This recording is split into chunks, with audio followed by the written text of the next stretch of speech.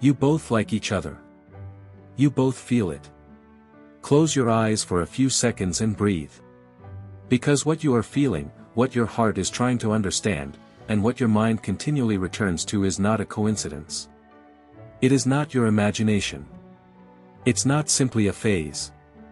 There is somebody in your life, perhaps close, perhaps far, perhaps talking, perhaps silent. But the reality is simple, deep, and unmistakable: you both like each other. You both feel it. Even though none of you have said it completely. Regardless of circumstances, silence or fear comes between you. This is not only about love. This is about a bond strong enough that it transcends distance, time, misconceptions, and even silence. Now let's get started. Chapter 1: The Hidden Connection. There are two kinds of connections in life, the ones you choose and the ones that happen to you. Most individuals experience the first one. You meet somebody, you interact, you like their traits, you build a connection, you fall in love, and things develop naturally.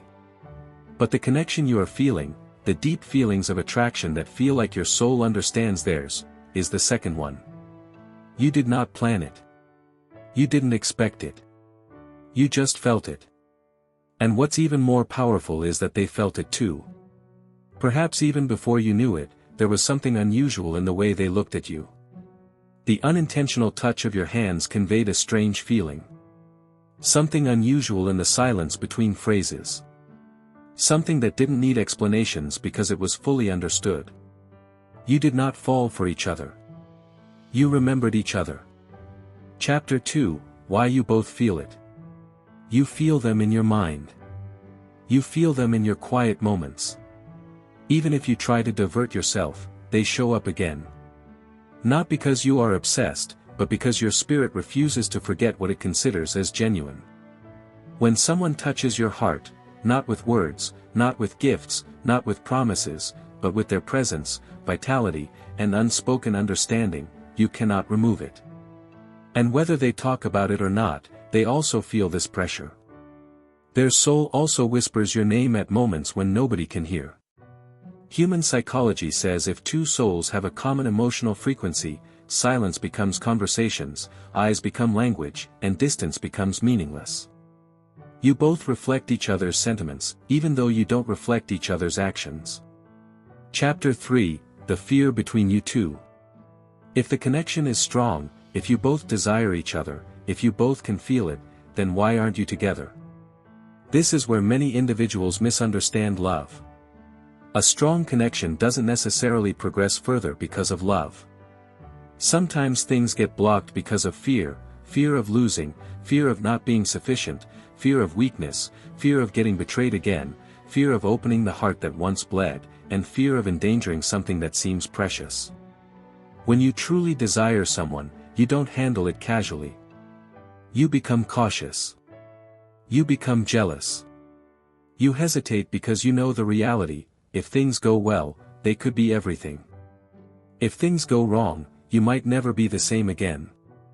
That is why extraordinary love tales usually start with uncertainty. Chapter 4: Signs You Both Want Each Other. You understand it, you feel it, yet occasionally your mind needs confirmation. So, here are the deeper signs. 1. You both think about each other at the same moment. It occurs randomly, while doing something, eating, walking, or before going to bed. 2. You feel their absence even before they leave. You feel changes immediately, even without communication. 3. You both become nervous around each other, not because you don't feel comfortable, but because you care about how you look in their eyes. 4. You see minor things about each other, small details that other people never see. 5. You feel comfortable and vibrant with them. There is no straining, no pretending, no impressing, just flowing. 6. You feel an irresistible attraction. Regardless of what direction life takes you, something continues taking you back, at least emotionally. Chapter 5: The Hidden Communication. There are conversations you never had, but yet you both understood. There are messages unsent but feelings delivered. There are times never spoken but strongly remembered. Love doesn't often communicate through words. Occasionally it communicates through the way they look at you differently, the way they see what others overlook, the way they avoid their feelings so you don't get hurt, and the way they ignore you, not because they don't care, but because they care excessively. In certain circumstances love is not loud. Sometimes love is silent yet real. Chapter 6, Why You Cannot Let Go.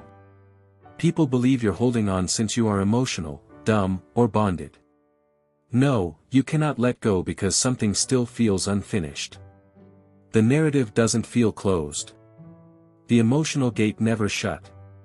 The connection doesn't disappear. And your soul knows that there is more to this narrative than what has transpired so far. Perhaps the timing was wrong. Perhaps you both were healing. Perhaps life wasn't solid. Perhaps hearts required more development.